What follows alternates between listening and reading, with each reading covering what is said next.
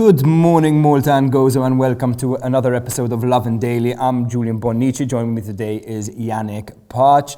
I hope you're having all a nice Monday. Our stories are as follows. The first one is a really tragic story about a young law student who lost his life in a traffic accident in Rabat.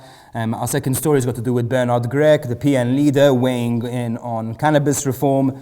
Then we're moving on to alleged plans for Malta to be one of 8 countries to be placed on the UK's COVID-safe travel list. The fourth story is yet another shocking video of poor safety practices in Malta on a construction site. You really got to watch this video. It's actually quite crazy. And our last story has got to do with the national broadcast TVM being forced to give the PN leader airtime after the Prime Minister gave political comments. On to our first story, and really tragic news yesterday in Rabat. Yes, indeed. A young law student tragically lost his life yesterday in a traffic accident and also left another youth hospitalized with grievous injuries.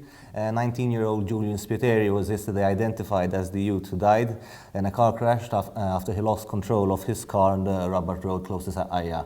The images we saw from the police yesterday of the accident looked like the car hit the tree at quite some speed. In fact, the car's engine was flung across the road. Tributes have been pouring in for the young law student ever since he was named yesterday. He's been described as a promising young student and a very friendly, nice guy. Our condolences to his family. Yeah. Quite a tragic story. No, yes, I'm really sad, especially seeing all these tributes, for this 19-year-old guy who had really his whole life ahead of him. There's obviously condolences to his family and friends, but for any of our young viewers out there watching, I think it's an important lesson, to always be careful, always be vigilant on the roads. I mean, we've got potholes, roadworks, other crazy drivers to dodge, so you really have to be absolutely careful at all times. Really, really sad news. Condolences again. On to our next story. It seems the nation all they can talk about is cannabis, but PN leader Bernard Grech weighed in on the reform yesterday during an interview with Neil Camilleri from the Malta Independent. We've got a short clip of that to show you. Here's a look. Il-cannabis kulħadd jaf illi mhix xi ħaġa illi tagħmel il-ġid, anzi għandna provi li tagħmel ħsara kif jagħmlu ħsara x-xorb, kif jagħmel ħsara s-sigaretti, però żgur mhux skuża li għax dawk legali dibri forsi tkun legali. Il-Prim Ministru però għalinna illi ħajamel riforma insomma legalizzazzjoni tal-kannabis. Ħareġ white paper mingħajr m'għandu xejn ċar fuqha, semmin 4 pjanti u 2 punti oħrajn illi dawk in-istess li huma favur il-legalizzazzjoni qegħdin jikkritikawh. Għax qed jindunaw illi din għamilha biex jitħaq bin-nies, din għamilha biex jiġbed il-voti. U allura Partit Nazzjonalista ħajkompli jikkonsulta.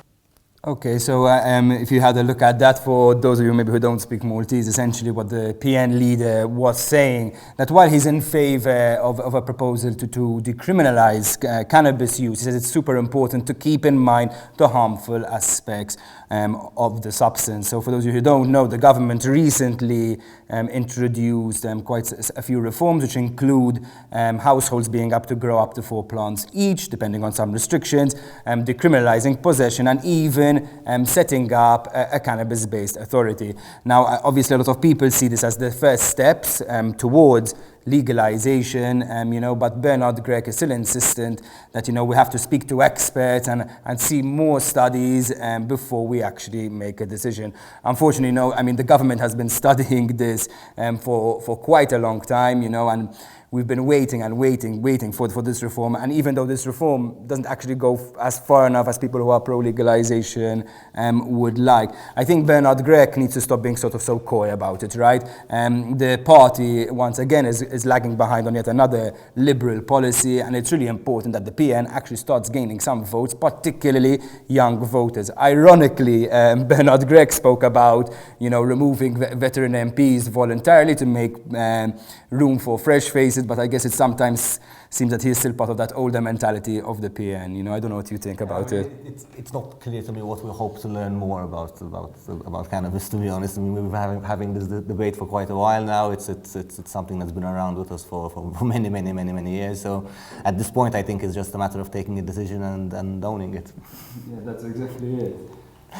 So, on to our next story. Malta has been reported to possibly be one of 8 countries from which quarantine-free travel will be allowed to the UK. According to a report in the London Evening Standard, the UK government is set to include Malta in its list, in its green list for travel. The UK government is set to lift its blankets ban on non-essential travel in mid-May. And we'll be using this 3-tier system to determine which people require quarantine or not. If Malta does make it onto the list, that would mean that people going and coming to Malta can do so without much restriction. Malta has so far been very successful in its vaccine rollout, with roughly half the population having received at least one dose of the vaccine so far. So it looks like the UK is going to be one of the main countries to which we'll be traveling this summer. Yes, so I've got a mixed bag feeling about it. So on one hand, just the thought that I could be going on holiday sometime soon is really getting me overexcited. But on the other hand, I'm still a bit cautious personally. I'd hate to see the tourism industry open up to a really grand scale. And then in 2 months' time, we're sort of back where we were, lockdown, industries closing, interesting stuff. I'm much more in favor of maybe a slow and steady thing. On the other hand, though, Brits do make up the most of Malta's tourists, so it's going to be a really good boost to the economy and to the many restaurants, hotels, retailers that are feeling the pinch. And I think if it's looking relatively good in terms of the numbers in June, it would make sense to kind of go for it now. And then we can close again. I mean, if we remember last summer, the fact that we got a brief period in summer where you could actually travel did help us spend the whole year back. Yes, and I'm sure it even helped the many businesses, for that little bit of cash flow. But what we want to know is, would you travel to the UK after 17th May? Our viewers, let us know in the comments below. On to our next story, yet another shocking video showing, highly questionable safety practices on a construction site in Malta. So Lovin Malta yesterday was sent a video showing 2 men literally hanging on for dear life after the suspended construction platform they were on started to give way.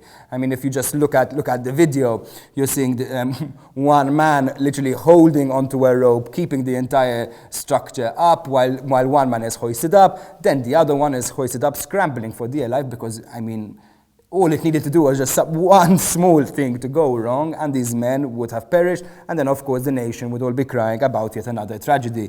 The video itself I found particularly shocking because it really reminded me of a video that came out in November 2018 showing a construction worker hanging on for dear life by a rope in a very similar circumstance. Unfortunately, that guy fell to his death. Let's not forget that just last week on 14th April, another construction worker died. Once again, proving that no matter how many times the government introduces reform after reform after reform after reform, it means absolutely nothing without proper enforcement.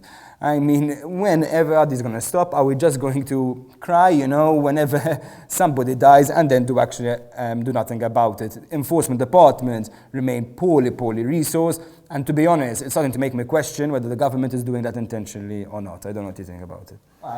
I think we've all become very much desensitized to it in the sense that these videos are shocking, as you say, but at the same time, nothing seems to happen after.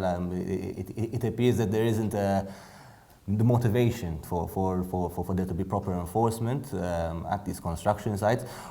One wonders whether the situation would be the same if there weren't many foreign workers, for example. But yes, it ultimately boils down to a lack of enforcement and the lack of employers giving their workmen the necessary tools, safety equipment, in order to be able to do their job properly. On to our last story. So TVM was last week forced to air a 5-minute clip of opposition leader Bernard Grech before the 8 o'clock news in order to make up for what the Broadcasting Authority judged to be a political response to a net journalist's question during a press conference on COVID-19 back in March.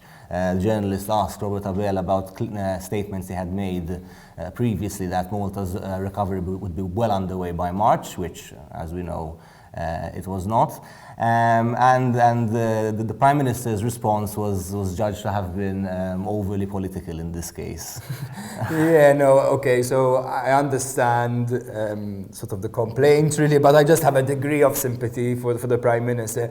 As we all know, Malta is a highly partisan society, Yeah. so I'm sure when the Prime Minister, who is still the leader of the Labour Party, gets a question confronted by Ned, just knee-jerk reaction to be partisan comes out. Hopefully, as time goes by, he'll learn his lesson to just stop being so partisan. However, I just also want to note, because the whole issue was about the Prime Minister saying how everything was going to be business as usual. By March, a lot of these statements of grandeur. However, it seems that yesterday the Prime Minister actually learned his lesson, because in his address he was really insistent that Malta has not won the battle against COVID despite the drop of cases. So at least a step in the right direction, really positive stuff. On that good note, I suppose that's it from us for today. Remember to check out Lovin Daily, that's our newsletter that will give you a roundup of all our leading news of the day. And always remember, have a day full of lovin'.